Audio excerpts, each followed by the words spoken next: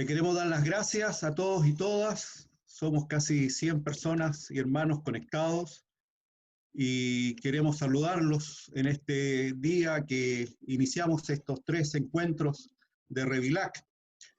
Y como ya alguno de los hermanos comentaba ahí en el chat, creo que es muy simbólico y muy especial que nuestro encuentro lo hagamos y lo realicemos justamente en el día de hoy, que está la Pascua de don Pedro Casaldáliga.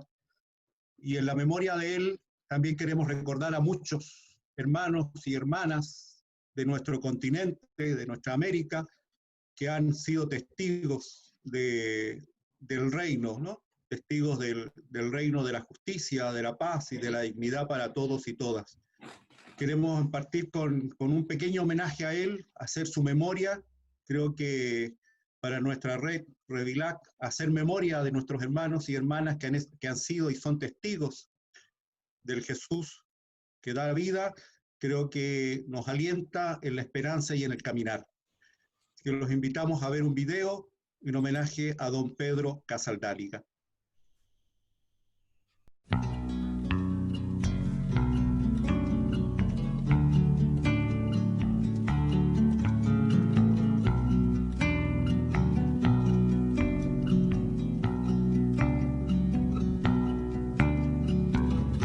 Yo moriré de pie como los árboles,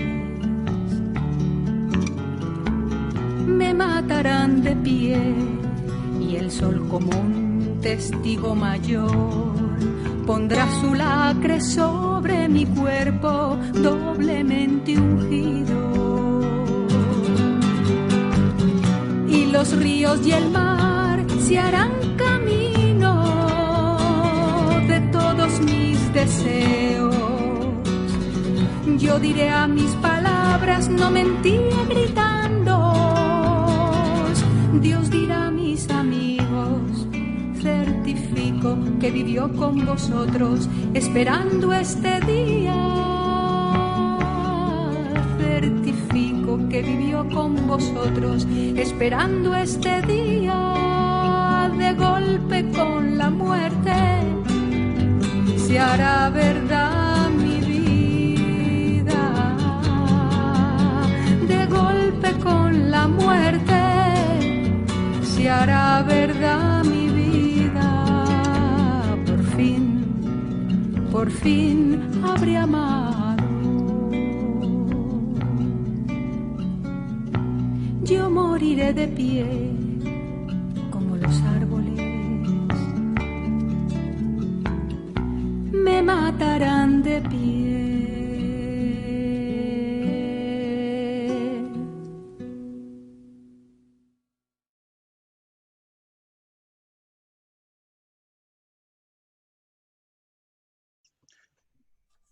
Bueno, como antes ya les decía, queremos dar la bienvenida a los participantes, a todos los que han respondido a nuestra invitación a este conversatorio, a este primer conversatorio. Somos todos los rostros de América, somos más de 100 desde Argentina, Brasil, Bolivia, Chile, también de Estados Unidos. Saludamos a los hermanos que se conectan desde México, de Colombia, de Ecuador, de Honduras, de El Salvador, hermanos de Perú, de República Dominicana, de Paraguay, de Uruguay, también hermanos de España, de Costa Rica, Guatemala, Alemania, también de Nicaragua, Guatemala y Venezuela. Queremos saludarlos a todos y darles la más grata bienvenida. Quiero dejar a mi hermana Sandra, que también va a compartir con nosotros. Buenas tardes a todos desde Argentina. Soy Sandra Nancy Mancilla, soy miembro de la comunidad teológica Rahab, y en una iniciativa colectiva estamos convocando este ciclo algunas de las tantas organizaciones que hacemos parte de Revilac. Revilac es la red ecuménica bíblica latinoamericana y caribeña, que desde los años 80, 90 caminamos atentos a los procesos de nuestros pueblos y comunidades a lo largo y ancho de Abya Yala. Y aquí estamos entonces animando este encuentro, el Centro Bartolomé de las Casas de El Salvador, CAIRED, Kairos Educativo Colombia, nuestra comunidad teológica Rajab de Argentina, hermanos claretianos de San José del Sur, Animación Bíblica, el Servicio Social Pasionista de Honduras, el DEI, el Departamento Ecuménico de Investigaciones de Costa Rica, y el Centro Bíblico Verbo Divino de Ecuador. Bueno, Revilac es un espacio abierto, ecuménico, un entretejido de experiencias comunitarias que van haciendo camino y que a cada tiempo, cada tanto, digamos, ¿no?, nos buscamos para leer juntos los signos de los tiempos, dándonos señales de vida cuando amenazan las crisis, como ahora, animando la vida cuando campea la desesperanza, también como son estos tiempos. Nuestro lugar de encuentro es la historia, en sus diversas dimensiones de construcción y cuidado de la vida, en sus complejidades de lucha contra la opresión y la injusticia, que llamamos, por ejemplo, movimientos sociales, comunidades organizadas, colectivos específicos, sindicatos. Y allí nos encontramos como mujeres, indígenas, campesinos, afroamericanos, migrantes, en esos gritos de los excluidos que nos atraviesan como pueblos en la lucha por la tierra, por el trabajo, por el pan, por la dignidad. Y desde allí leemos el testimonio de la humanidad en su camino por la liberación y encontramos en la Biblia inspiración y guías para este camino. Por eso decimos que leemos la Biblia en contacto con diversas expresiones de espiritualidades de resistencia, en clave liberadora, descolonial, despatriarcal, y por eso también nos gusta decir lectura popular de la Biblia. Gracias, Jaime. Y gracias, Sandra. Pido disculpas si no me presenté. Yo soy Jaime Michea, del equipo de animación bíblica de los claretianos de San José del Sur. Y continuando con las palabras que nos compartía Sandra, queremos decirles que este ciclo tiene como propósito fortalecer los lazos del movimiento bíblico latinoamericano, sobre todo en este tiempo y en este contexto de pandemias y en perspectiva de reconstrucción de esperanza, ¿no? Sabemos que nuestros pueblos, muchos están sufriendo, ya sea por una situación económica, por la cuestión social, por la salud. Y la propuesta de este ciclo justamente surgió cuando tuvimos que postergar la asamblea presencial que estábamos convocando para julio de este año en El Salvador. Y por eso es que presentamos, dialogamos y le pusimos a estos encuentros como espiritualidad para la resistencia y la esperanza. Quiero presentarles quienes van a ser nuestros panelistas hoy día, quienes van a dialogar y con los cuales los invitamos a ustedes también a recepcionar, pero también a hacer réplicas a través de sus preguntas o sus comentarios por el chat. Presentarle en primer lugar a Maricel Mena, ella es doctora de teología y profesora de Biblia de la Universidad Javeriana de Colombia. Presentarles a Larry Madrigal, coordinador general del Centro Bartolomé de las Casas en El Salvador. Él es teólogo y educador popular. Y también vamos a tener un primer momento con Fernando Torres, que es coordinador general del Centro Kairos Educativo en Colombia. Él es teólogo también y educador popular. Quiero darle entonces el espacio y la palabra a Sergio Torres, que nos va a hacer una introducción al caminar y la vida de Revilac. Revilac, convocando al ciclo de espiritualidades de resistencias y esperanza 2020.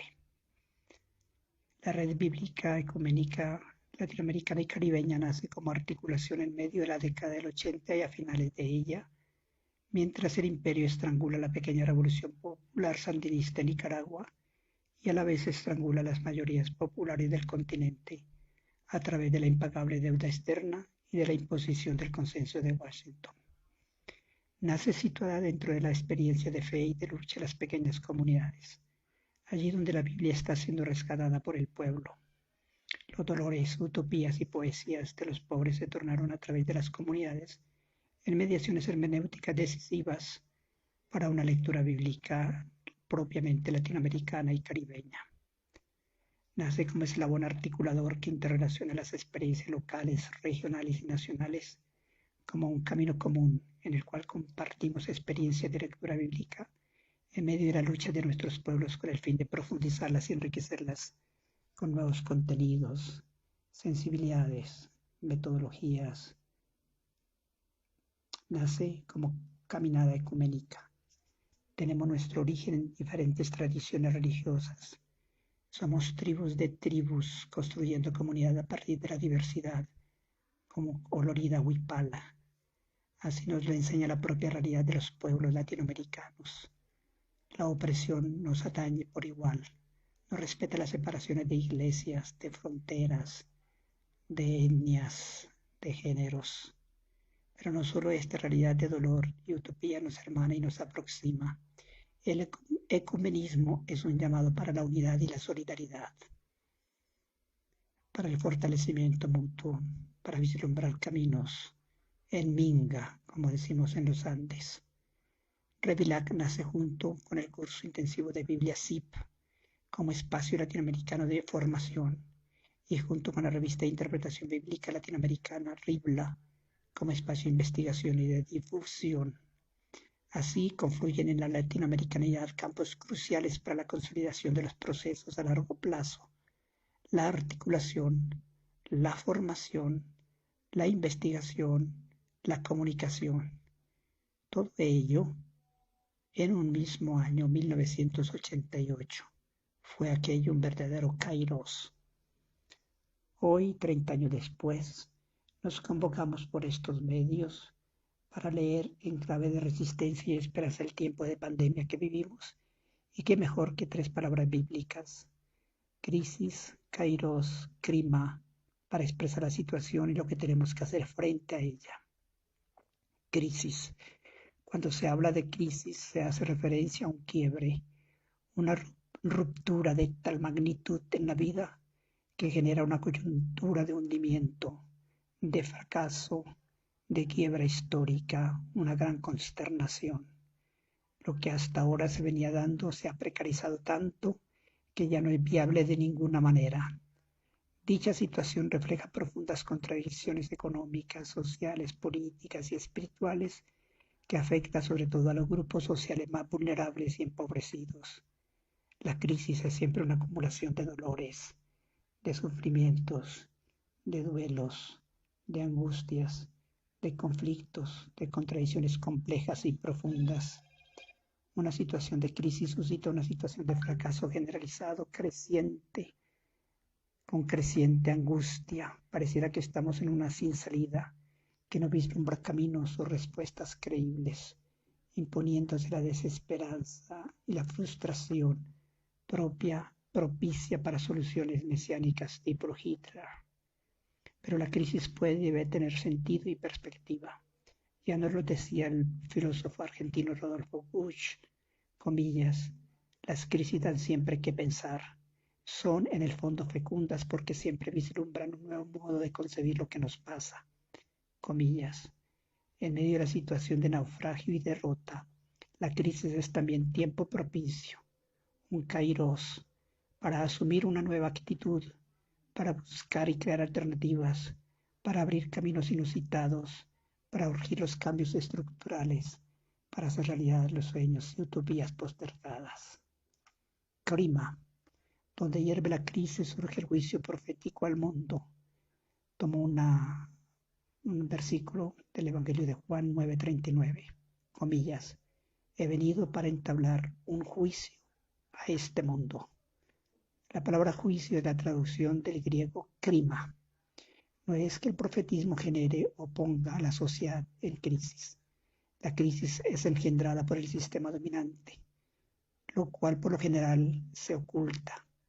Lo que hace el profetismo es poner de manifiesto la crisis y sus causas, ayudando a ganar conciencia lúcida y creadora. Siente lo que sentimos, pero expresando lo inexpresado, dando sentido esperanzador a lo que parece confuso e inexorable. El juicio profético es el ojo del pueblo vidente, es el centinela que monta guardia junto a quienes más sufren la precariedad y más mueren en condiciones de miseria. Con este ciclo convocado por Revillac, buscamos no solo vivir con la lucidez la crisis pandémica, sino también ejercer nuestra vocación profética. Es tiempo de enjuiciamiento, de acusar responsables, de poner a la luz las fuerzas ocultas, generadoras y aprovechadoras del derrumbe, pero también es ocasión de discernimiento como capacidad de analizar, denunciar, buscar salidas, recrear, consolar, acompañar y animar. El juicio profético debe llevarnos a reavivar y a nutrir la esperanza, a amar contra todo egoísmo, contra todo miedo, a seguir construyendo otro mundo donde quepan muchos mundos. Por ello, nos ponemos allí donde está la raíz de la esperanza y de la vida, junto a las pobres y los pobres de la tierra y de la tierra misma. Esto es lo que queremos aportar en estas 3 jornadas y que en ellas podamos construir posibilidades de esperanza, de resistencia, de sostenibilidad. Muchas gracias. Bueno, quiero invitar a Maricel y Larry, quienes van a provocar y motivar este diálogo, a los cuales los queremos invitar a este conversatorio. Quienes quieran hacer alguna pregunta, les pido que por favor las vayan haciendo en el chat y al final vamos a dejar unos minutos para podérselas hacer a quienes nos van a compartir en este minuto. Maricel, Larry. Buenas tardes,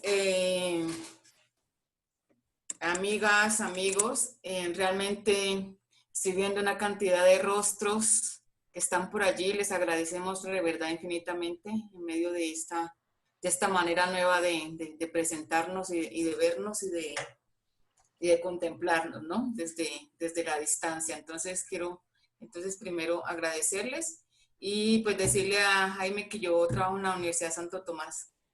Ya trabajé en la Javeriana, ahorita soy de la Santo Tomás. Gracias entonces a Revillac también por esta iniciativa que nos convoca a repensarnos en estos tiempos de crisis que estamos viviendo, que es un tiempo, pues diría yo, bastante propicio para rever prácticas, para ver cómo mejoramos esta humanidad. Una de las cuestiones que a veces se dice es, después de esta pandemia no vamos a ser los mismos, la humanidad va a cambiar, no va a cambiar.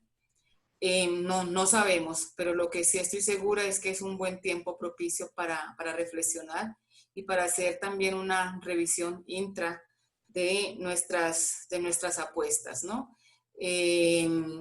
Dentro de este caminar bíblico, nosotros obviamente hemos tenido unas apuestas muy concretas con sujetos realmente concretos, pero una de las cuestiones que uno se pregunta también como biblista es hasta qué punto nosotros, en nombre de la Biblia y de la religión, hemos y continuamos legitimando ciertas prácticas atroces.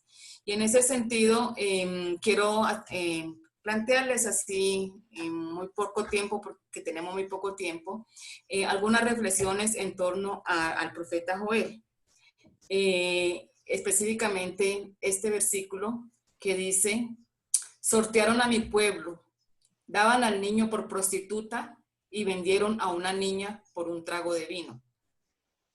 A partir de la denuncia del profeta Joel, entonces quiero aproximarme al drama de la venta y trata de menores para la prostitución, como un problema global, especialmente desde el éxodo migratorio colombiano. Es decir, revivir la esperanza es seguir apostándole a estas teologías desde el otro lado, ¿sí? Desde estos cuerpos. De manera particular me pregunto por la voz silenciada de nuestras instituciones eclesiales frente a este drama humano. Y lo hago situada en el corazón del barrio Chapinero, en el Parque de Lourdes en Bogotá, en donde se ubica la universidad para la cual trabajo. Allí se encuentra la iglesia de Lourdes. Alrededor de ella y durante todo el día se concentra una de las mayores actividades de prostitución de menores, especialmente de varones adolescentes. Lo paradójico es que en un costado de la iglesia formamos a los futuros teólogos, quienes transitan por este lugar sin apenas preguntarse si este es un tema pertinente para la teología. Mientras que lo que sí entra en la agenda es el tema de la mal llamada ideología de género. Como consecuencia se evidencia que las posturas homofóbicas homofóbicas, sexistas, racistas están a la orden del día. ¿Cómo elaborar un discurso teológico que integre estos cuerpos despreciados, abyectos, como nos lo dice Judith Butler? El profeta Joel parece tener una respuesta para sortear esta situación. Ya no serán los niños y las niñas de los habitantes de Judá los que van a ser vendidos y prostituidos, y sí los niños y niñas de los filisteos y de los fenicios, como lo advierte Joel 4:8. ¿Cómo podemos revertir este principio teológico de la ley del talión, tan común en nuestro lenguaje teológico y popular? ¿Cómo las intersecciones de clase, raza, género y generación nos pueden ayudar en la búsqueda de una ética redentora de estos cuerpos que han sido envilecidos? ¿Qué decir entonces sobre el mal provocado contra tantos niños, niñas, mujeres abusadas, agredidas y hasta asesinadas, especialmente en este contexto de pandemia que estamos viviendo? La trata de personas sabemos que es uno de los crímenes más horrendos y uno de los que más lucra en el mundo después del tráfico de drogas. De cada 5 víctimas, una corresponde a un menor de edad, al que se le priva de la libertad y se le vulnera los derechos como persona. Un tercio de estas personas son mujeres. Estas mujeres y estas niñas son obligadas a trabajar en calidad de esclavas, en granjas o fábricas de mendigos, en pornografía infantil, en explotación sexual.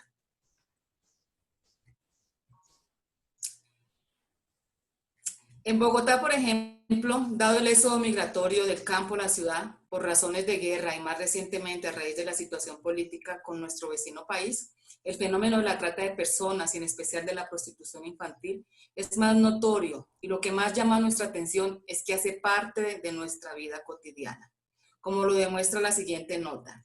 Dice, entre las 8 de la noche y de las 8 de la mañana, decenas de jóvenes menores de 17 años forman parte de las redes organizadas de explotación sexual infantil. Así lo reveló el sistema informativo Cite Noticias, que realizó un recorrido por algunas zonas de la capital, conocidas por prestarse a que menores de edad se dediquen a la prostitución.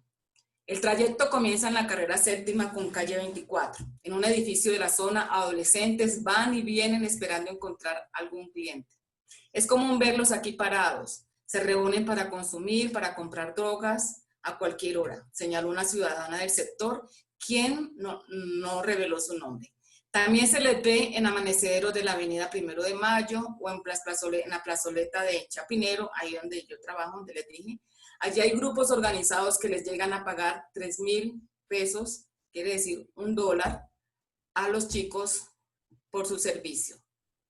Allí hay grupos organizados que les llegan a pagar ese dólar a los menores para mantener relaciones sexuales con hombres de más de 50 años. Cite Noticias contactó a un extraficante de la zona con quien realizó un recorrido por la plazoleta. El hombre, que por seguridad no reveló su identidad, señaló a uno de los líderes de las organizaciones que explota jóvenes en este punto. Comenzó hace 20 años prostituyéndose, luego empezó a rodearse de niños y a formar uno de los grupos de los cuales ellos manejan a todos esos muchachos, los cuidan, los protegen, les llevan clientes. Indicó además que ante el asedio de las autoridades, esta organización lleva los menores a casas con fachadas deterioradas, que están ubicadas en zonas aledañas a universidades. Y lo paradójico de eso es que está la iglesia, al lado está el CAI de la policía, y todo ese movimiento de niños es durante todo el día, se agudiza más en las noches. Y por ahí pasamos, transitamos, todos vemos, somos testigos ciegos, sordos y mudos de lo que está pasando. La nota corrobora cómo esta práctica está a la orden del día en nuestras urbes latinoamericanas. Es una realidad que todos vemos, pero que poco abordamos con responsabilidad y sentido humanitario. Cuando este tema es tratado en una clase de teología, la tendencia es a moralizar la conducta, a culpabilizar a las víctimas como si se tratara de una acción que ellos mismos libremente han escogido para su vida, y no se critica el sistema que lo sustenta y patrocina.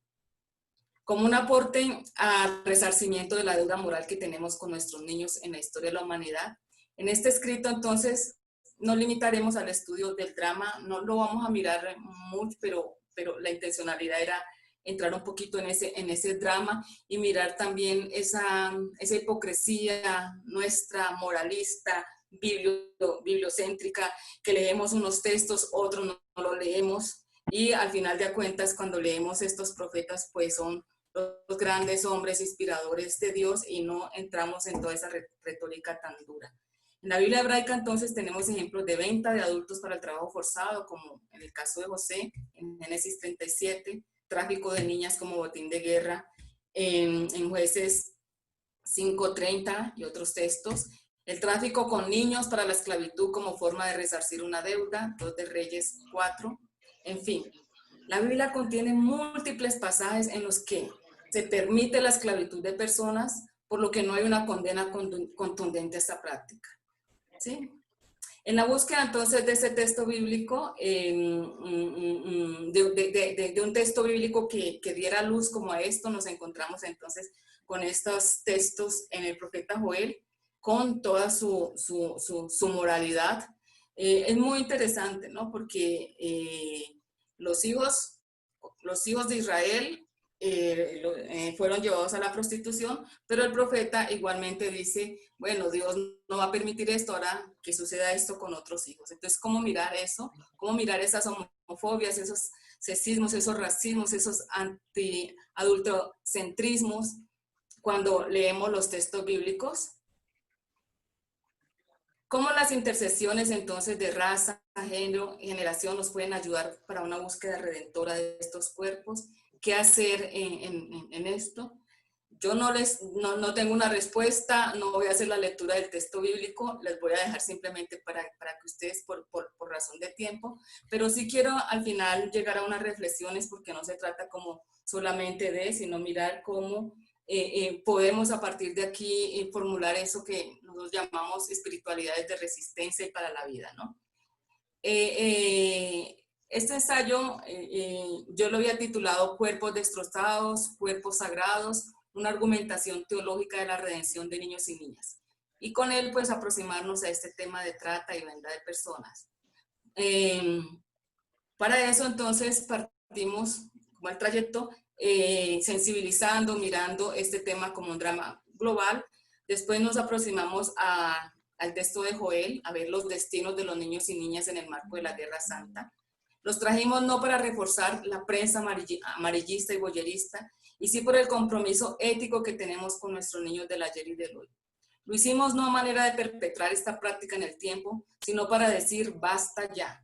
Son muchos siglos de control y dominio sobre estos cuerpos. Es necesario salir de la confusión de una sociedad adultocéntrica que se vale de los niños para perpetuar su poder. La venta y compra de niños y niñas para la prostitución y el trabajo forzado es un crimen que hay que combatir. Lo hicimos bajo la premisa de que una teología que pretenda redimir la humanidad debe hacer opción preferencial por la infancia y debe hacerlo ya para que estos males no se sigan perpetuando. Para el análisis del capítulo 4 de Joel, entonces prestamos atención al lenguaje, motivos literarios, oráculos o acusaciones simbólicas con que la profecía bíblica habla en nombre de Yahvé. A partir de allí entonces fuimos evidenciando un monoteísmo que para poder ser se valió del exterminio de otros pueblos y culturas, justificando dentro del marco de Guerra Santa, donde el saqueo, la exclusión de territorios, el dominio, la trata de personas para la prostitución y la esclavitud son los mecanismos recurrentes para el ejercicio del poder y del dominio teocrático. El carácter universalista y cósmico que quiere Yahvé en esta profecía es cuestionado por varios motivos, por la negación de los otros, por el sometimiento de la tierra, porque en nuestra sociedad heteronormativa estos cuerpos siguen siendo rotos, fragmentados, prostituidos dentro del paradigma posmetafísico dualista, cuerpo-espíritu contemporáneo. Los cuerpos de los niños y las niñas, objetivados por la lógica adultocéntrica, experimentan la desacralización, deshumanización y fragmentación. Son muchas las heridas y las cicatrices que ponen en evidencia las violencias ejercidas en contra de los pequeños. Pero la ética contemporánea se torna deshumanizante frente al cuerpo herido y más aún frente a sus cicatrices. Los imaginarios sociales y culturales que han permeado esto hasta nuestros días siguen transmitiendo la idea del dominio sobre el cuerpo de los más débiles como algo idóneo y casi inherente al varón. Esto acompañado de la lógica económica del tener, al punto que se busca siempre llenar los bolsillos con el menor esfuerzo. En los contextos de guerra santa, es importante ver cómo la guerra formula y promueve una autoridad masculina incontestable, que aprueba tanto los actos sexuales violentos como la brutalidad de la guerra, al tiempo que estos actos degradantes se colocan a la sombra del espectro religioso y espiritual.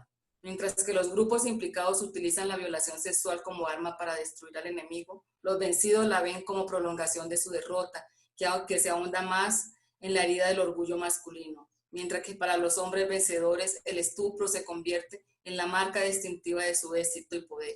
Para los vencidos, en este caso los niños, las niñas, sus cuerpos se convierten en campos de batalla que devienen trofeos de los victoriosos. Esta visión de la realidad torcida hunde sus raíces en el complejo patrón que engendra y valida la violencia destructiva. Los crímenes transnacionales de hoy no se diferencian en nada o en casi nada con los de la antigüedad. Y la relación de estos con redes de prostitución, como se ve hoy, nos referimos a los actos de trata de personas cometidos por los pueblos extranjeros y por el pueblo de Israel como venganza. Como respuesta a estas conductas, el imperativo ético en los días actuales es la resistencia a una retórica que normativiza el desprecio por el otro, que piensa o dice en distinto, que justifica el abuso sexual infantil en busca de la indefensión de las víctimas como si éstas fueran una propiedad del adulto, que hace ver a las mujeres como causantes de los males sociales y los delitos de los que son víctimas como consecuencia de una supuesta inmoralidad. También resistimos entonces a partir de allí a las imágenes de Dios pensadas para favorecer y justificar la superioridad de un pueblo sobre otro, de un género sobre otro, de un color sobre otro, y fundar religiosamente el sistema patriarcal, ¿no? Y más en tiempos de fascismos, de neofascismos, puesto que el patriarcado bíblico no es solamente una cuestión de poder en las relaciones hombre-mujer, sino que es todo un conjunto de acuerdos sociales en los que la autoridad reside en los varones de más edad, traducido en los días actuales en la jerarquía. Resistimos a la idea de Dios que favorece la violencia institucionalizada de las mujeres. Proclamamos la redención e integración de estos cuerpos a la sociedad, sin ideologías racistas, sexistas, homofóbicas, adultocéntricas, que legitimen el control y dominio de estos cuerpos. Exigimos políticas eficaces en la erradicación de la trata y venta de menores para la prostitución, al igual que el derecho a una vida plena, libre de preconceptos para estos niños y niñas. Y en ese sentido dejo allí, después volvemos a la charla según la metodología que planteamos un poco. Gracias.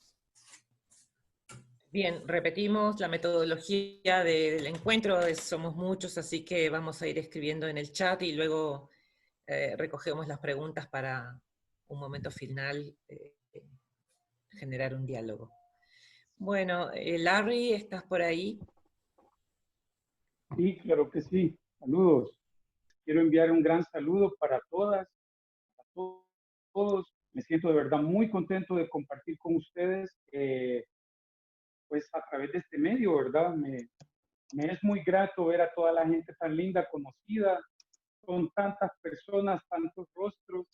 Ahí estoy viendo a Claudia, a Gisela, a mis colegas, a tanta gente de toda América Latina con la que comparto tantas cosas lindas, ¿verdad? Y pues es un gusto estar con ustedes por este medio. Como explicaba Jaime al inicio, para mí, para muchas otras personas, este tiempo lo deberíamos haber dedicado a la Asamblea de Revilar. Teníamos un montón de planes para podernos encontrar, reconectar y según pues los planes, poder reconectar y reanimar toda esta esperanza que tenemos, pues de tantas cosas lindas que hicimos como red en América Latina y el Caribe. No fue así porque quizás después de mucho tiempo, desde México, ¿verdad?, hasta la Argentina, desde el Río Bravo hasta la Patagonia, pues hemos estado viviendo una situación que quizás no hemos vivido antes, una situación muy difícil que nos mantuvo en confinamiento, que nos mantiene entre los límites de la desazón, de la angustia, de la tristeza por ver partir a tantas personas queridas por efecto de la COVID-19 y también porque tenemos que aguantar medidas que nos restringen, pues no digo yo los movimientos, la sobrevivencia, especialmente para las personas más empobrecidas, que a pesar de esta situación de COVID y de amenaza a la salud y a la vida, tienen que salir y buscarse el sustento de cada día, cuidar y cuidarnos también a quienes nos hemos podido dar el lujo de quedarnos en la casa parcial o totalmente durante un buen tiempo, ¿no? Entonces, cuando pensábamos en este encuentro, pues pensábamos cómo compartir desde las espiritualidades de resistencia en este tiempo. Miren, yo les estoy hablando desde San Salvador, El Salvador. Como dijo Jaime, trabajo en el Centro Bartolomé de las Casas y muchos de ustedes seguramente saben que yo trabajo en el programa de masculinidades. Mi oficio en los últimos años ha sido trabajar con hombres, niños, jóvenes, adultos, pues en el análisis, en el cuestionamiento de los guiones de género que nos han enseñado, en esa masculinidad hegemónica que nos han dicho es la única manera de ser hombres, pero que en realidad es una manera que provoca daños enormes para mucha gente que nos rodea, para las mujeres, para los niños, para nosotros mismos y por supuesto también para el planeta que nos rodea, para esta tierra con la que somos una sola cosa. Hoy, este día es 9 Kiev en el calendario maya. Los pueblos de Mesoamérica que siguen este calendario, las personas que seguimos esto, sabemos que este es un día muy especial. Hoy es el Día del Venado. Es un día muy especial para pedir por quienes partieron, por la salud, por toda la salud, por la recuperación de quienes están mal. Y además también el ser 9 es un día muy especial porque 9 significa un momento de plenitudes, son 9 meses de gestación, son varios ciclos lunares. Entonces, 9 venado este día es en realidad pues un día con el que me siento muy alegre de poder compartir con ustedes, recordarles un texto muy bonito de Juan 21, los primeros versículos de Juan 21. Yo creo que la mayoría de ustedes recuerda este texto porque lo leemos un montón de veces y es el texto de la pesca que algunos de los discípulos de Jesús tienen a la orilla del lago, un día probablemente de noche o de madrugada, en el que no han pescado nada. Han pasado muchas cosas después de la crucifixión de Jesús en el Evangelio de Juan y el Evangelio ha terminado pues de la manera como termina, con el anuncio a María Magdalena, la apóstola apostolorum, la primera que lleva el mensaje, con la incredulidad y después pues demostración de Jesús. Y muchas veces los eruditos, los estudiosos nos han dicho, bueno, mira, este capítulo no es muy importante, es un añadido al que se le ha puesto al Evangelio, y como añadido probablemente podamos ver en él verdades teológicas, asuntos dogmáticos que nos iluminan sobre la fe más ortodoxa, etc. Pero miren, yo en esta tarde lo que yo quisiera no es centrarme tanto en lo dogmático, en lo exegético de este trocito del Evangelio, porque finalmente pues el capítulo está como parte del Evangelio de San Juan, sino que hacer una lectura un poco más simbólica, aprovechando esta buena vibra del día de hoy, de este 9 Kiev del calendario maya. ¿Qué es lo que yo veo en todo esto? Miren, me encanta que en todo este tiempo en el que hemos vivido en reclusión, en confinamiento, en muchísima restricción, muchos de nosotros los hombres, nos hemos vivido este tiempo como un verdadero aprendizaje, no un aprendizaje glamoroso, bonito, sino un aprendizaje que tiene muchísimas dificultades, un aprendizaje que ha sido a trompicones, porque de pronto nos hemos visto forzados, obligados muchos de nosotros a vivir, a valorar, a convivir en un espacio que la sociedad hegemónica, el modelo que nos implantaron de masculinidad como el único vigente, no estaba entrenado para vivir. Es decir, que nos encontramos en un espacio doméstico, enfrentados a una serie de cuidados para la vida que son fundamentales, siempre lo han sido, pero que la sociedad hegemónica, los hombres como modelo hegemónico, no habíamos aprendido a ver. Y de pronto, yo que pude sobrevivir a la COVID-19, estuve enfermo y ahora puedo decir que estoy saliendo y recuperándome, me doy cuenta que me enfrento a esta situación de los cuidados de una manera en la que antes nunca pensé que me podía enfrentar. Y cuando me pongo a ver en cuestiones de espiritualidad, todo este montón de mundos bíblicos a los que yo estoy acostumbrado, con los que yo trabajo, me cuesta encontrar de verdad momentos como este del Evangelio de Juan, como Juan 21, en los que puedo encontrarme con una situación muy particular. Están los discípulos pescando en la barca y se encuentran a la orilla de Jesús, lo ven, probablemente un poco lejos, pero no demasiado como para poderse gritar e identificarlo. Siempre me he preguntado que esto debía haber sido muy de madrugada ya, porque ya se pueden ver, ¿verdad?, a la distancia.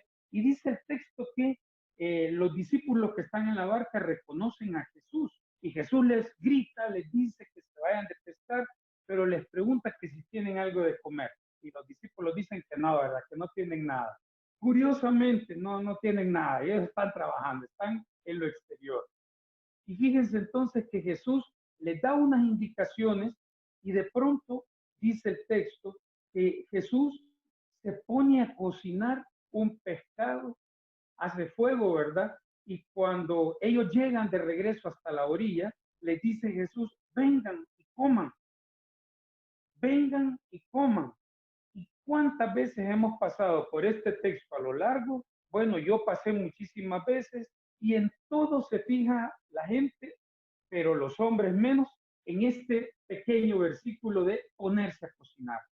Porque ponerse a cocinar significa muchísimas cosas, no solamente un símbolo de que estaba Jesús preparándoles algo a sus discípulos para decirles, sino preparar el fuego, preparar los alimentos, tomarse un tiempo de calidad para cuidar a los otros, y estos otros, acostumbrados siempre al exterior, aproximarse con miedo y no atreverse a preguntar. El texto dice que porque no sabían si era Jesús, pero yo quisiera pensar que también por este momento cotidiano de valorar los cuidados de esta manera como un momento pleno de revelación. No en el templo, no entre los libros, no en la palestra pública, no en la discusión con los fariseos, otros hombres, no en el enfrentamiento con el poder, sino en este momento cotidiano del cocinar, del sentarse, del comer. Y curiosamente, fíjense, este es de los pocos textos en los que aparecen explícitamente solo hombres. No aparecen mujeres en el texto. Y muchísimas veces cuando estoy en los procesos de trabajo con hombres, en Centroamérica, con indígenas y chiles de Guatemala, con los campesinos hondureños, aquí en El Salvador con mis colegas de programa, o en Nicaragua, en esos calores de Chinandega, allá en Nicaragua, muchas veces nos ponemos a pensar qué significa que nosotros los hombres asumamos los cuidados de esta manera y nos damos cuenta que no estamos entrenados para valorar todo esto y que ahora que hemos vivido una situación tan al límite, tan radical, que nos somete a la mitad de la humanidad o un poco menos, porque la otra mitad se ha dedicado a trabajar y a cuidarnos, ¿qué significa para nosotros los hombres? Yo comparto esto porque mis trabajos son la reflexión crítica de la masculinidad desde una perspectiva más profeminista. Y lo que yo encuentro es que con este texto, en estos tiempos, lo que primero que se me viene es cuán importante es que aprendamos, en el caso de nosotros los hombres, a observar, a escuchar y muchísimas veces a callar en lo cotidiano, en el espacio doméstico, en el espacio restringido con el que esta situación nos ha venido a enfrentar, para, en segundo lugar, aprender, no aprender, aprender con esa H de agarrar, aprender cómo el espacio de lo pequeño, de lo cotidiano, en este caso de lo doméstico, es también un espacio político importantísimo para generar una conciencia nueva sobre los cuidados. Y los cuidados no quiero decir solamente a nivel personal o a nivel de quienes quiero, de quienes viven conmigo. Los cuidados como una experiencia radical de política de los cuidados, de la humanidad que queremos ser y cuánto nos costaría en términos de cuidado. Si quieren ustedes, de sociocuidados, sociocuidarnos también. No solamente el autocuidado, que está de moda entre gente que tiene más acceso a los recursos, no, también los sociocuidados como una experiencia radical de la experiencia de Jesús. Y finalmente, también, en tercer lugar, a partir de este texto, me encantaría recordar aquí a Juliana de Norwich, la gran poeta, mística, teóloga de finales de la Edad Media, la mística inglesa. Juliana de Norwich es muy famosa porque le tocó vivir en una ciudad inglesa de mucho comercio en los tiempos de una gran peste que asoló Europa. Y Juliana se recluyó en una pequeña iglesia con su gato. Y me pongo a pensar como Juliana, en uno de los pocos escritos que nos quedan, ¿verdad? En verbalizar la vida. Verbalizarla no es hablar, sino poner en verbo, convertir en verbo aquellas cosas que los poderes instalados nos dicen que no vale la pena, que son adjetivos, que son accidentes gramaticales, que son cositas de la vida, pero no. Estas cosas pequeñas, cotidianas, domésticas, son verbos que nos posibilitan la vida, no en una nueva normalidad, porque yo no quisiera volver a una normalidad de antes o peor, sino de verdad a una vida que nos cuide, que nos permite cuidarnos, cuidar y también sociocuidarnos como pueblos que vivimos pues pandemias más antiguas que la del COVID-19, pandemias como la desigualdad, como la violencia contra las mujeres y los feminicidios y tantas otras pandemias que nos siguen azotando. Y quisiera dejarles con estas provocaciones porque vamos a seguir el diálogo. Ya veo que muchos de ustedes están escribiendo con preguntas, comentarios, pero del Evangelio de Juan, de esta imagen cotidiana de un Jesús que cocina y que cuida, es lo que yo quiero compartirles ahora como una verdadera provocación para pensar mucho más allá de los límites exegéticos y dogmáticos de un texto. Es enchufar, conectarnos, tejer con la vida, con otros y con otras, incluso más allá de las fronteras de nuestras propias realidades. Entonces, con esto les dejo y, por supuesto, seguimos dialogando. Son provocaciones muy, muy fuertes, ¿no?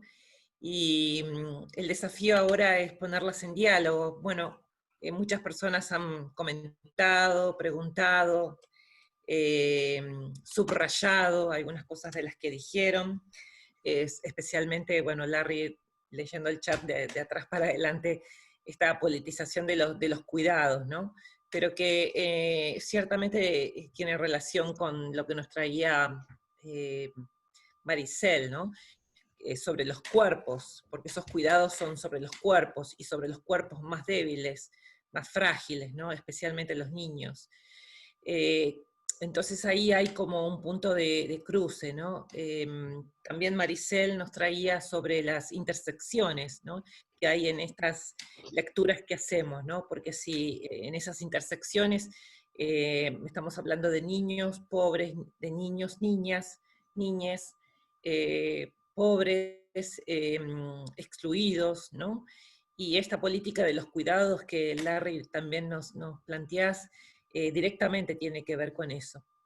Desde una lectura feminista, ¿no? Una lectura de género, yo me preguntaba también sobre esta necesidad, ¿no? De cruzar lo público y lo privado permanentemente, porque los cuerpos son propios, ¿no? Hay una soberanía de los cuerpos de las personas, pero también son espacios donde lo social y donde hacemos posible el encuentro con otros, ¿no? A través de los cuerpos. Entonces los cuerpos son esos territorios, ¿no? Que a su vez, bueno, hacen posible esos cruces. Digo, pero ¿cómo denunciar cuando estos cuerpos son apropiados, son explotados, son, bueno, todo lo que denunciaba Maricel? Yo digo, la confluencia de estas dos vertientes que ustedes traen, ¿no? ¿será posible ahora, Larry y Maricel, generar un diálogo entre ustedes?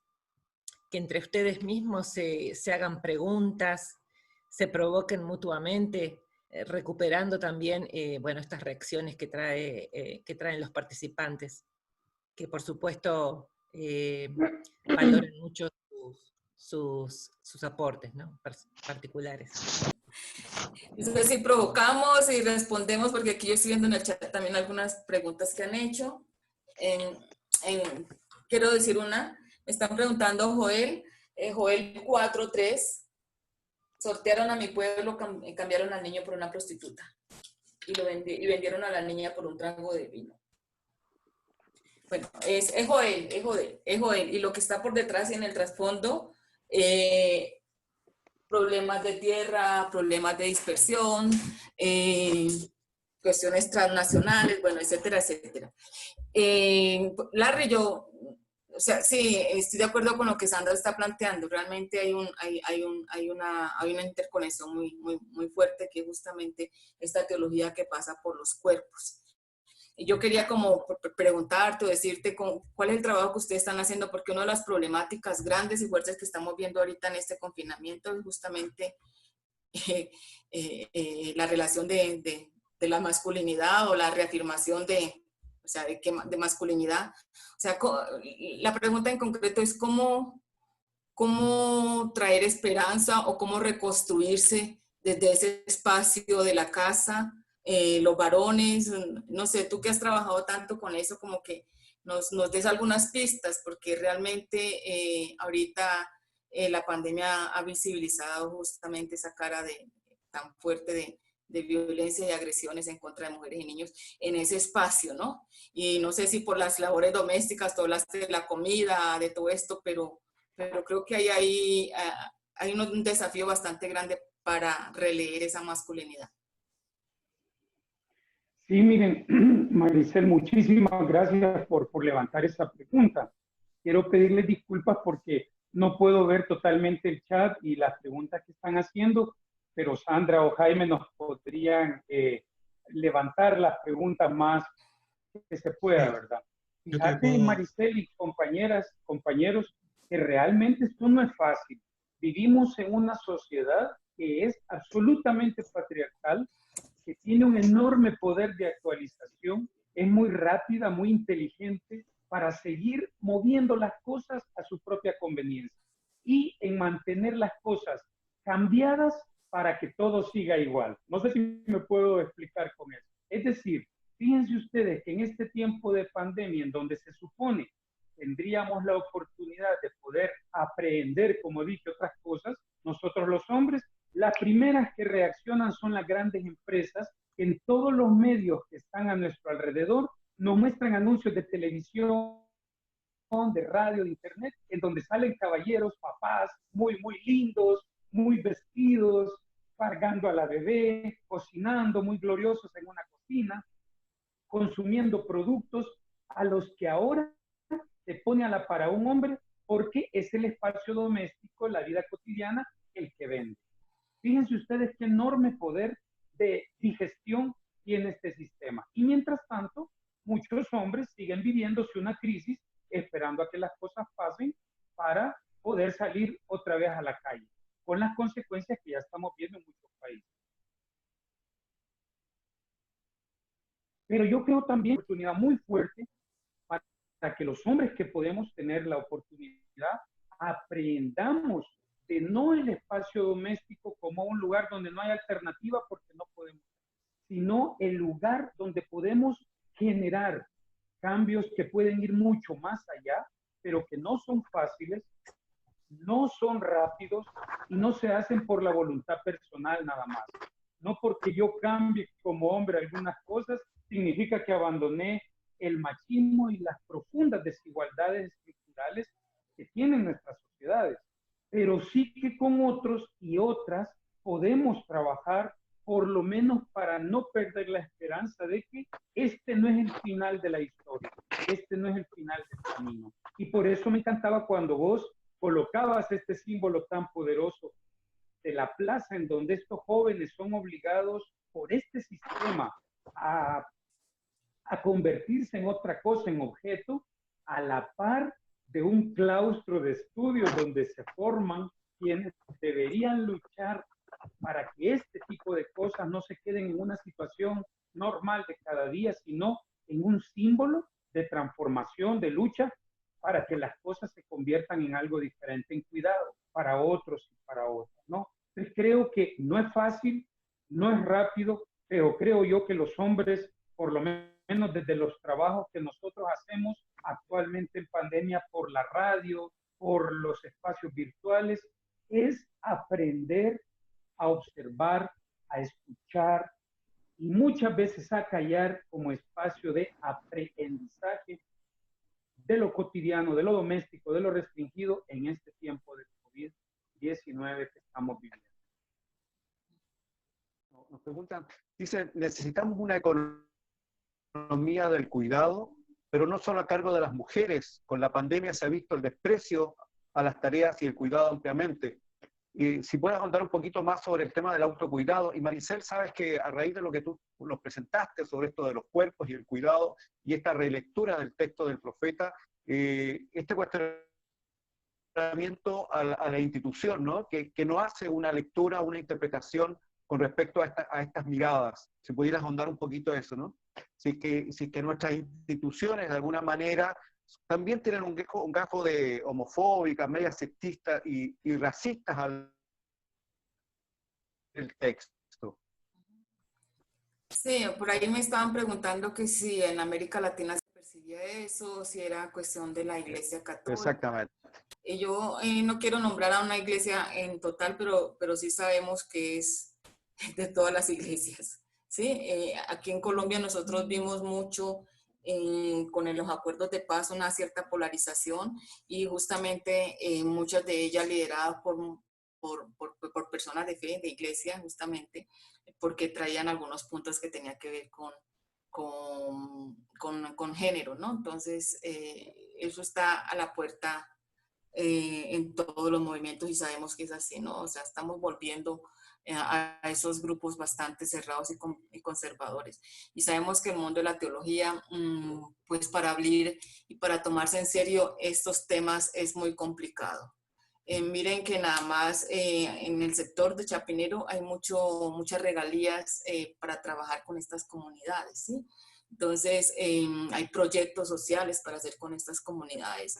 Y cierta vez se intentó articular y hacer un proyecto con ellas y se llevaron a unas personas de estos muchachos a la universidad. Fue muy chistoso muy patético porque le cerraron las puertas, o sea, pensaron que era un trabajo, un proyecto que estaba haciendo, pero no con estas clases de niños, o sea, ¿dónde van? ¿Dónde la universidad no está preparada para recibir? ¿No? Y si es universidad, se esperaba que es un conocimiento, pero es una universidad católica, y siendo una universidad católica, no va a meter con los gaysitos de Chapinero, ¿entiende? Entonces es complejo, o sea, es una realidad, algo que no se toma en serio, no. El mundo de la teología creo yo que todavía no está preparado para eso y yo creo que no podemos darle más vueltas atrás, darle la espalda o simplemente hacer de cuenta que eso no existe, ¿no? Sabemos que cuando se trabajan son textos moralizantes, homofóbicos y muchos textos se saltan. Aquí me preguntaban que esos textos, ¿por qué no salen en la homilía? Hay cantidad de textos de terror en la Biblia que no aparecen y nosotros somos selectivos, leemos unas cosas y otras no las leemos. Y creo que la Biblia está mostrando la humanidad, no la revela como es, en otro contexto, en otra cultura, pero muchos de las cosas que nosotros vivimos aquí también ya se vivían allá, ¿no? Abordar estos temas creo que es un desafío pues bastante grande para nosotros. Y obviamente eso ligado con el cuidado y con la responsabilidad que nosotros tenemos con estos cuerpos y con los cuerpos en general, ¿no? Creo que es desafiante. Es desafiante y a uno a veces le da como cierto miedito abordarlo. A veces uno, como teóloga católica conocida en el ámbito de la teología, a veces es complicado. Y llevar estos temas a clase sí que me ha traído problemas. ¿verdad? O sea, pero creo que es parte del trabajo y la apuesta que tenemos que hacer. Estamos reivindicando vidas y todas las vidas son válidas. ¿Mm? Gracias, Maricel. Larry, sobre el tema de la economía del cuidado. Bueno, me gustaría mucho dejarla instalada la idea que absolutamente necesitamos una política de los cuidados. Por supuesto que sí. Ya existen políticas de los cuidados que descuidan lo más importante, ¿no? Entonces, por supuesto que sí. Pero no quisiera hablar solamente de una economía de los cuidados, sino también de una ética de los cuidados. Partiendo de que el convencimiento de que esto está a la base de toda nuestra vida es fundamental. Fíjense que en el texto que yo les propuse, en el versículo 9, Juan 21:9, se pasa de largo muchas veces este pequeño detalle. Al descender a tierra, es decir, los discípulos, al descender a tierra, vieron las brasas puestas y un pez encima de ellas, y vieron pan. Esto se dice rápido, se pasa rápido, pero ¿qué se necesita para que esté lista la mesa? ¿Qué se necesita para que el pan y el pez estén sobre nuestra mesa? ¿Qué se necesita para que los recursos, para que el hacer fuego, para el mantener a las familias sea posible? Y ahí hay toda una economía sumergida de los cuidados a la que no se le pone un valor, o se le pone un valor lateral, disminuido, y se le feminiza porque se considera que lo feminizado no tiene un valor, o por lo menos no tiene el mismo valor que lo masculino. Entonces, por supuesto necesitamos una política de los cuidados, pero no dejársela a los políticos, al presidente, a los diputados, porque estos de vida cotidiana no saben nada. Y yo quisiera alertar contra esa moda que hay ahora de hablar de autocuidados como una especie de moda estética que significa verse bonito, que significa gastar dinero en un consumo desmedido, que significa aparentar en una acumulación de recursos que la mayor parte de la gente no tiene y trasladarlo a la esfera política de los sociocuidados, es decir, el aprender a cuidarnos y los hombres, por ejemplo, a medir el riesgo, a valorar las cosas pequeñas como absolutamente imprescindibles para todo el gran entramado que hace posible la vida. Porque los hombres somos especialistas en discursos, somos especialistas en inventarnos revoluciones para que en la tarde, cuando venimos de trabajar y lleguemos a la orilla, encontremos el pescado sobre las brasas y el pan servido, que no ha hecho otro hombre, sino normalmente mujeres, y mujeres en situaciones precarizadas. Quisiera también preguntarle a Maricel en esto, porque Maricel nos presentó a mí me parecía estar viendo cuando ella hablaba, la situación de la que hablabas de estos jóvenes, Maricel. Y me pregunto yo, ¿hasta qué punto la sociedad, los poderes políticos que tienen el poder, ven a estos jóvenes, a este comercio, como una faceta femenina más? Si se feminiza esto y por ello tiene esta denotación de, bueno, no es importante, no vale mucho, o finalmente está adosada a lo que en esta sociedad hay que esconder, pero no de verdad problematizar como algo importante y teológicamente relevante. ¿Será que se feminiza y por eso no se valora? ¿Será que los poderes les da alergia porque también suena a otra más de las feminizaciones? ¿Cómo lo ves?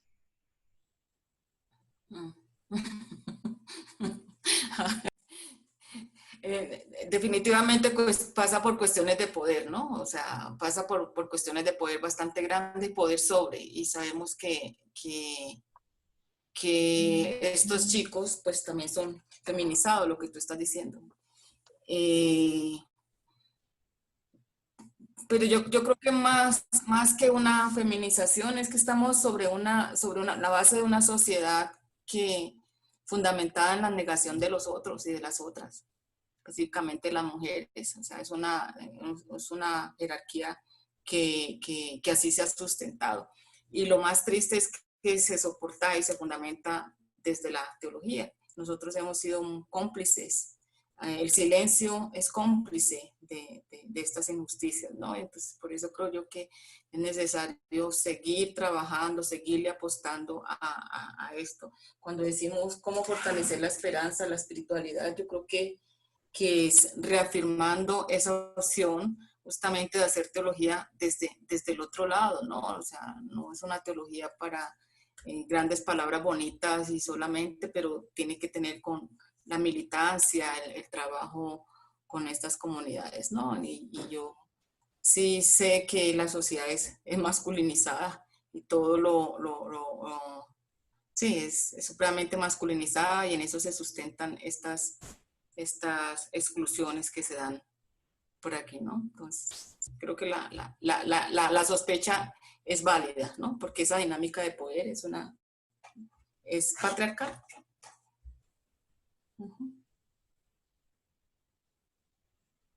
Y yo no sé si es tanto eso, a veces como que la negación es ocultar lo que yo también puedo ser hoy siento, no sé. Es una de las sospechas que tengo. Lo que se niega, se invisibiliza, es porque por detrás hay algo.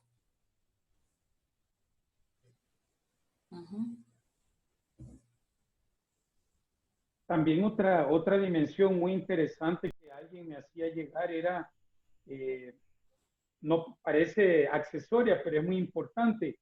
Me decía alguien, ¿de verdad creo yo que no había mujeres en lo que cuenta ese texto? Miren, en realidad yo me refiero a lo que el texto dice. Yo creo que las mujeres estaban presentes absolutamente en todo, ¿verdad? Pero en este momento del texto, a mí me parece muy importante el colocar la atención en que la figura que se ha erigido en figura de autoridad a lo largo de la historia, de la teología, de la Biblia, de la lectura bíblica, es este Jesús. En este texto quisiera ver un Jesús muy histórico, que asume también la cuestión de los cuidados y que no espera la actitud de desplazar los cuidados a las mujeres, a lo femenino, como lo hemos visto coherentemente en muchos otros pasajes y donde hemos visto también los problemas que le dan, los problemas que tiene Jesús para asumir también muchas de estas dimensiones tradicionalmente asignadas a lo femenino, ¿no? Entonces, me parece a mí que este tema de los cuidados, al menos desde un punto de vista de las espiritualidades de resistencia, es todo un campo desde la COVID-19 y este tiempo tan difícil que estamos viviendo y vamos a seguir viviendo, creo yo que vamos a continuar reflexionando, absolutamente, y desafiándonos y aprendiendo cada día que pasa, ¿no? Yo no sé, me estaban haciendo una pregunta con relación a Joel. Si Joel tiene salida o no. Cuando yo leo el profeta y me aproximo justamente a partir también de esos oráculos, lo que pasa es que, miren, no necesariamente uno tiene que salvar el texto bíblico. Y eso es una cosa que nosotros tenemos que hacer porque hay textos que son insalvables. Y hay que tener en cuenta pues también quién los escribe. Y quitarle a Dios cantidad de cosas, como por ejemplo lo que dice el texto y que me estaban preguntando aquí, sí. O sea, Dios dice en el texto, ¿no? Yo haré lo mismo con los hijos de los otros. O sea, es decir, también los mandaré a la prostitución, también exactamente, que justamente esa ley del talión que fundamenta toda nuestra tradición, porque mientras el dolor no sea mío, pasa. Si ustedes ven la historia de Israel, desde el comienzo así se justifica. O sea, matando a los niños de los egipcios, mandando plagas, liberando y saqueen a este pueblo y armen un pueblo a partir del saqueo que usted hace de Egipto, ¿no? El texto de Egipto que aparece siempre allí. Y así el texto justamente en esa misma perspectiva, ¿no? Hay juicio contra las naciones, contra los fenicios, contra todos los pueblos, o sea, todos los pueblos son enemigos y solamente se salva el texto aquellos que se cambien y llamen a Yahvé, ¿no? Entonces, ¿hasta qué punto? Ese es un fundamento religioso nuestro. Mientras usted cambie, usted se haga del lado mío, usted se transforme, es la única manera en que la religión trata ciertos temas. Entonces yo no le estoy viendo aquí como muchas salidas, de pronto da al final una posibilidad holística, integradora, pero siempre la posibilidad se da bajo el mandato del monoteísmo o el yavismo, ¿no? El yavismo que los pueblos se tienen que someter a Yahvé, ¿no? Entonces vemos que esa retórica o este texto se marca, como todos los profetas, que son embajadores del yavismo, en últimas presentar el poder de Yahvé y que los otros tienen que tener el temor de Yahvé, ¿no? El temor de Yahvé. Entonces yo realmente no le veo mucha salvación aquí a este profeta. Y tampoco era mi intención salvarlo, pero sí mi intencionalidad es visibilizar estos textos, visibilizar nuestra manera de leer los textos o de no leerlos. Y simplemente pasamos de lado porque unas vidas nos importan más que otras. Entonces creo que los niños de los filisteos también son importantes.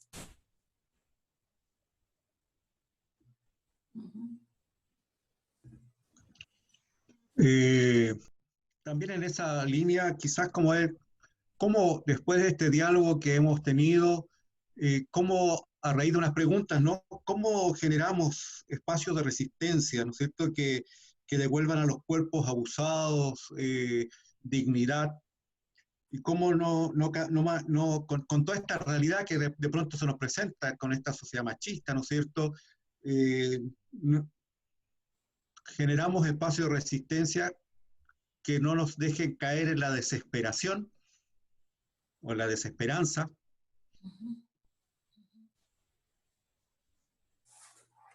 Sí. Un desafío. Sí, muchos desafíos, y yo sé que estoy segura que en estos momentos de prueba, o no sé si son pruebas, esto que estamos viviendo, yo creo que en estos momentos se fortalece la esperanza. Yo estoy convencida que de la oscuridad también sale algo nuevo, de lo negro también sale algo nuevo, ¿no? Manejando ese término que nos han colocado, pero satirizándolo, ¿no?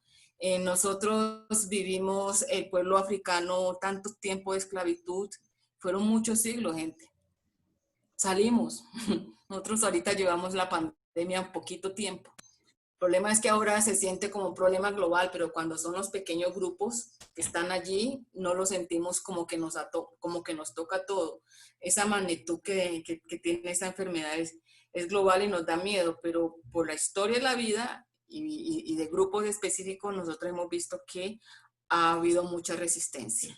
Entonces, yo estoy convencida de que la oscuridad merece gratitud también.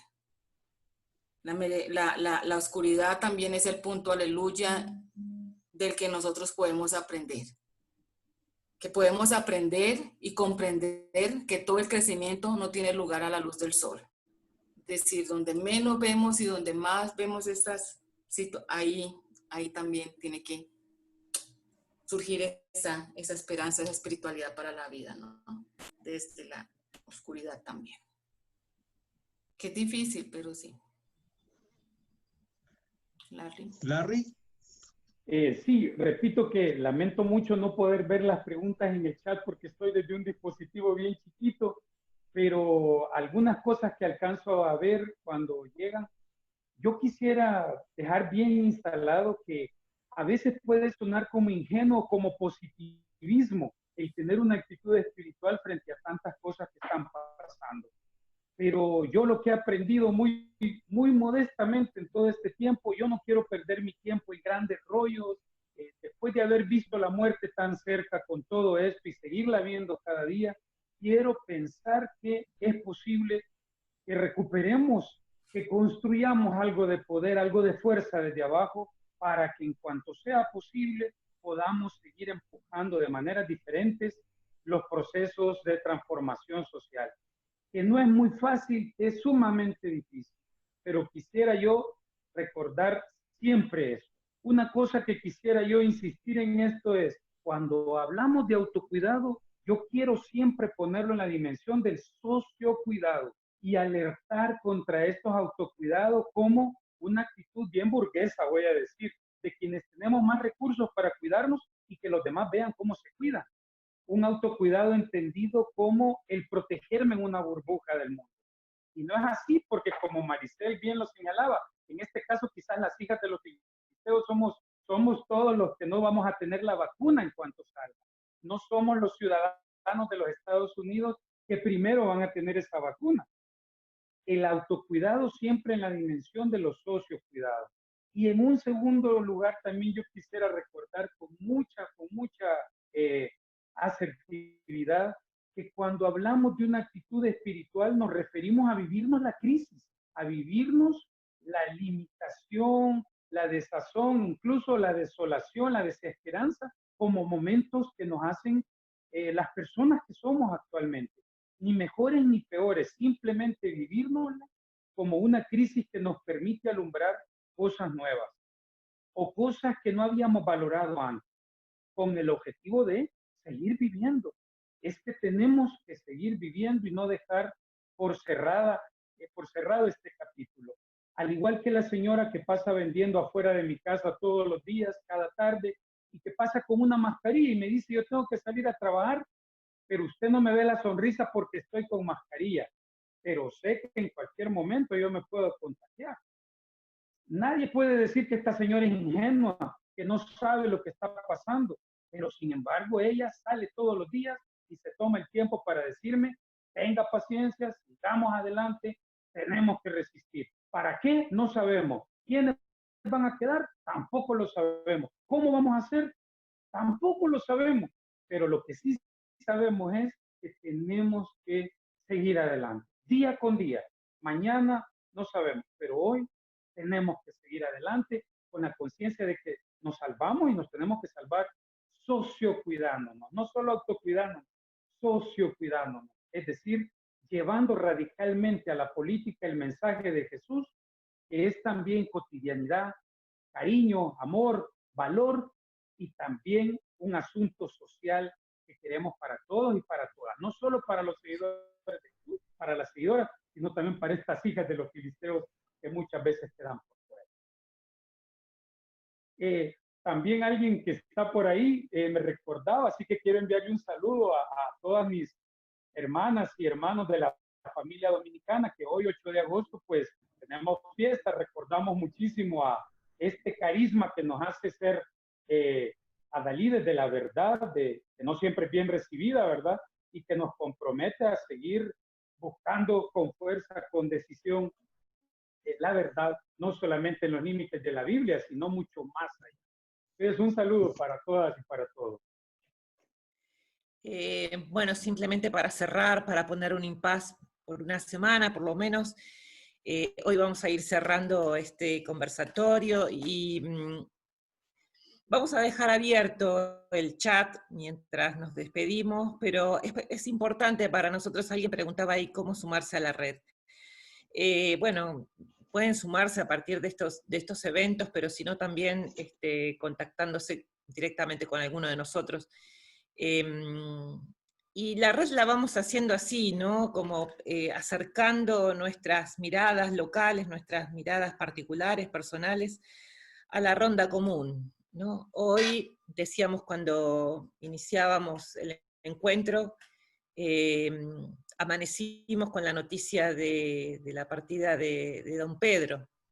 Y así somos, ¿no? Una familia que se va encontrando en estos como fogones colectivos, ¿no? Donde arde, digamos, siempre una llama que es muchas veces el testimonio de los que parten, ¿no? Pero son también y principalmente... ¿Tomó algo? Sí. ¿Puedo comprar algo para tomar? ¿No Sí. quiere comer ahorita? ¿Podemos cerrar los micrófonos? ¿Ah? Bien. Simplemente para motivarlos a que escriban en el chat sus propuestas, sus preguntas, hagan sus comentarios. El chat también va a ser un insumo para el encuentro próximo. El lunes nos vamos a reunir para evaluar y para seguir ajustando estos encuentros que faltan 2 todavía, que van a ser los sábados 15 y 22. Entonces, simplemente por hoy, despedirnos y dejar abierta la invitación. Bueno, muchas gracias a todos. Jaime. Muchas gracias. Maricel, ¿querías decir algo? No, pues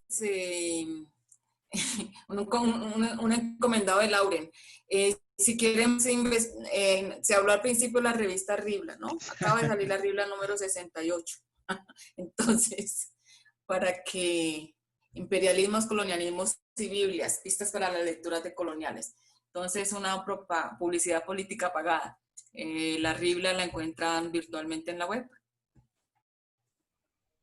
Era eso, y gracias. Bien, es el, bueno, el saludo. ¿Listo? Maricel, ¿estás de cumpleaños hoy día? Sí, hay un cumpleaños. Bueno, le saludamos hoy día. Muchas felicidades. Gracias. Queda pendiente la torta o el pastel, ¿no? Después de esta me la brindo por todos ustedes. Muchas gracias. Feliz cumpleaños. Muy bien. Gracias. Felicidades, muchas gracias. A cantarle, vamos, happy birthday. No lo puedo olvidar, oye, con tanta gente linda, mira.